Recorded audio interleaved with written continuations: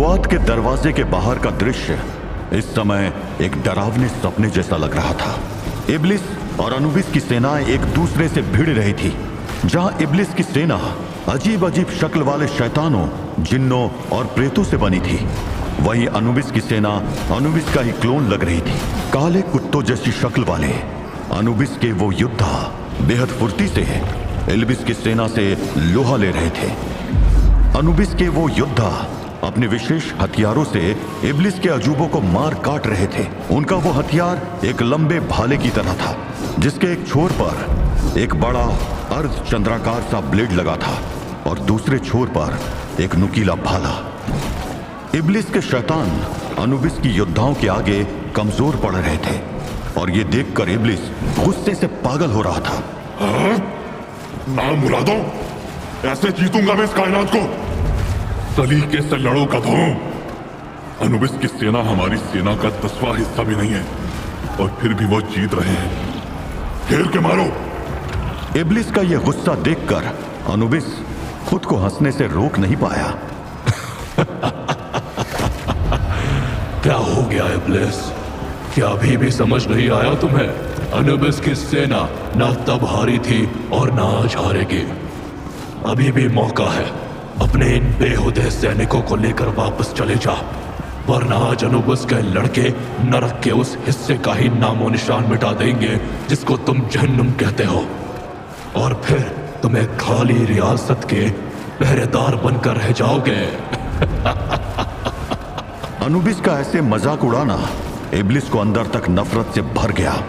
उसने एक नजर सामने चल रहे युद्ध की ओर देखा।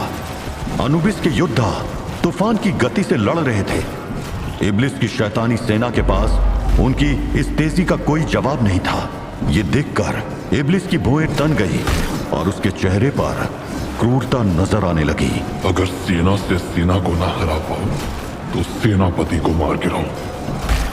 सेना अपने आप हथियार डाल देगी। अब इस जंग का अंत मैं करूंगा। अनुबिस, तैयार हो जा। तेरी मौत इस जंग के मैदान में उतरने जा रही है। जंग अब अपने अगले पायदान पर पहुंच चुकी थी। अब इब्लिस और अनुबिस के बीच सीधी टक्कर थी और इस टकराव का अंत इस जंग का निर्णय करने वाला था। इब्लिस का जिस्म हवा में लहराया। उसके हाथों में उसकी अंगारों से जलती तलवार चमक रही थी और उस तलवार का निशाना अनुबिस था। लेकिन अनुबिस जंग का पुराना खिलाड़ी था। उसने अपनी तरफ बढ़ते इब्लिस के उस वार को अपनी भारी भरकम और लंबी तलवार से रोक दिया। तुम पागल हो गए हो इब्लिस। उसने नियम बनाया था कि नरक के एक हिस्से का पहरेदार दूसरे पर कभी हमला नहीं करेगा। तुम उसके नियमों का बहुत अपमान कर चुके हो। अब मैं तुम्हें यहां से वापस नहीं जाने दूंगा।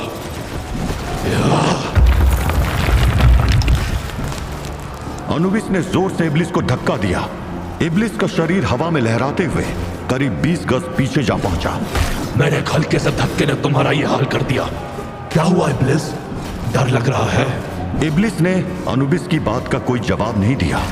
वो इस बार जोर से हवा में उछला और कई फुट ऊपर पहुंच गया। अब वो अनुबिस की तरफ तेजी से आ रहा था, लेकिन एक बार फिर अनुबिस ने एक घुटने के बल बैठकर अपनी तलवार से उसके वार को रोक दिया।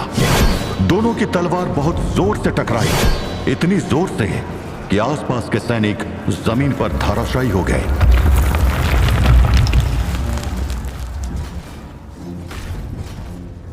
लेकिन इस बार इब्लिस वहीं नहीं रुका। वो तुरंत उठा और ताबड़तोड़ अनुबिस पर वार करने लगा। मैं तुझे नहीं छोड़ूंगा अनुबिस। अनुबिस उसके एक एक वार को अपनी तलवार से रोक रहा था। उसे एक सही मौके की तलाश थी और इब्लिस के अंधाधुन हमलों ने जल्द ही उसको वो मौका दे दिया। अनुबिस हल्का सा साइड हुआ और इब्लिस की तलवार जमीन पर जा टकराई। इब्लिस अनुबिस के उस दाव को समझ नहीं पाया।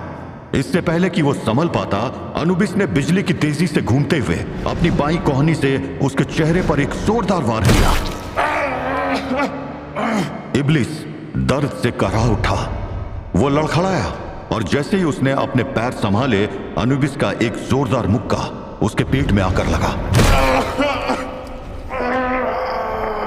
अनुबिस के मुक्के ने इब्लिस को धाराशायी कर दिया था। उसकी तलवार भी उसके हाथ से छूट चुकी थी और उसके गिरते ही उसकी सेना भी डर के मारे रुक गई। क्यों इब्लिस, अभी भी लड़ना है? एक आखिरी मौका देता हूं, उठो और महादेव से माफी मांग लो, मैं तुम्हें वापस जाने दूंगा। माफी?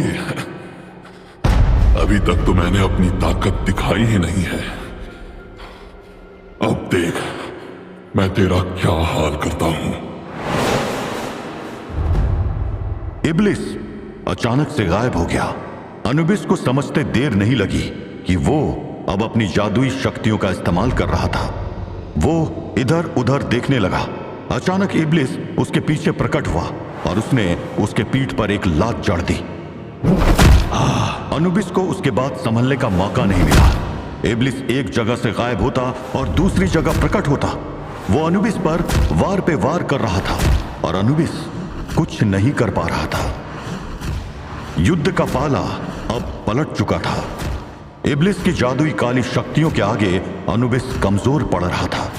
लेकिन इब्लिस ये बात भूल चुका था कि अनुबिस कोई आम योद्धा नहीं था। उसकी ये हरकत अनुबिस के गुस्से को बढ़ा रही थी। इब्लिस, कायर, तो तू मुझे धोखे से हराएगा।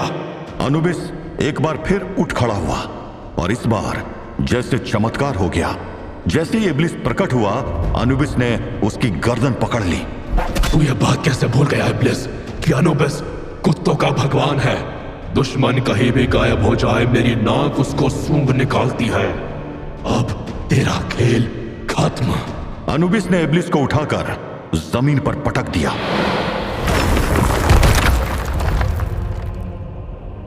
अनुबिस का वो रूप देखकर इब्लिस की सेना बुरी तरह डर गई। वो पीछे हट गई। अनुबिस इब्लिस को बुरी तरह मार रहा था। वहां पर एक जोरदार शोर सुनाई दिया। अनुबिस ने आंखें उठाकर देखा तो दूर से एक धूल का गुब्बारा दुआत की तरफ चलता चला आ रहा था। नर्क युद्ध एक बार फिर जोर पकड़ने वाला था, क्योंकि ये धूल लूसीफर की आने की चेतावनी थी। नर्क में यह युद्ध हर पल करवट बदल रहा था और वहीं ऊपर धरती पर सूरज डूब रहा था और ड्रैकुला और उसके साथ ही नवरत्नगढ़ की तरफ चल पड़े थे। कुछ ही देर में उनके सामने वो विशाल किला था जिसका मालिक था बलौर उर्फ कालदूत।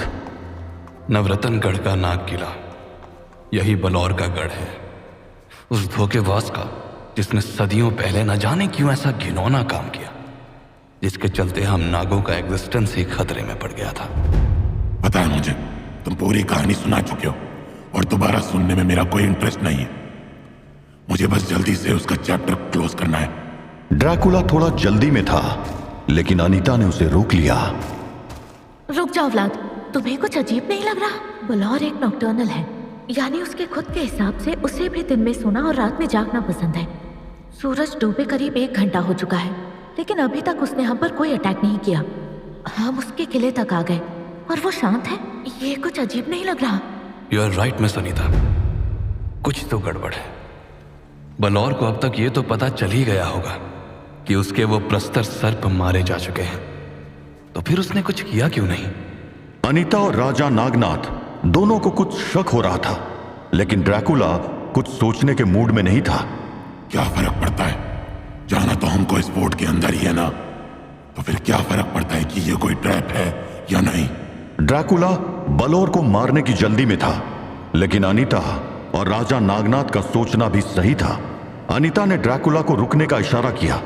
वो सब चारों तरफ देखने लगे ताकि अंदाजा लगा सके कि कहीं आसपास कोई जाल तो नहीं बिछा है, और तभी अचानक वहां अफरा तफरी मच गई। अचानक न जाने कहां से 2 भाले उड़ते हुए आए और 2 नाग योद्धाओं के जिस्म में धंस गए, और ऐसा होते ही उन दोनों के जिस्म गलने लगे। विष्काट बूटी, संभल कर, दुश्मन हम पर विष्काट बूटी से हमला कर रहा है। अभी वो लोग मुश्किल से ही संभल पाए थे कि अचानक से उन पर कुछ अजीब से नागों ने हमला कर दिया। उनके जिस्म किसी नागफनी की तरह कटीले थे। राजा नागनाथ के नाग योद्धा इस अचानक हुए हमले से संभल नहीं पाए। वो एक एक करके धाराशाही हो रहे थे। किसी के कुछ समझ पाने से पहले ही सारे नाग सैनिक या तो मारे जा चुके थे या फिर बुरी तरह घायल थे। बच गए थे तो सिर्फ अनीता, राजा नागनाथ, सेनापति पदम सिंह और ड्रैकुला। और अब वो नागफनी नाग उन चारों की तरफ ही बढ़ रहे थे। बलौर की चाल कामयाब हो चुकी थी, लेकिन वो अभी भी खड़ा था। वो यानी काउंट ड्रैकुला।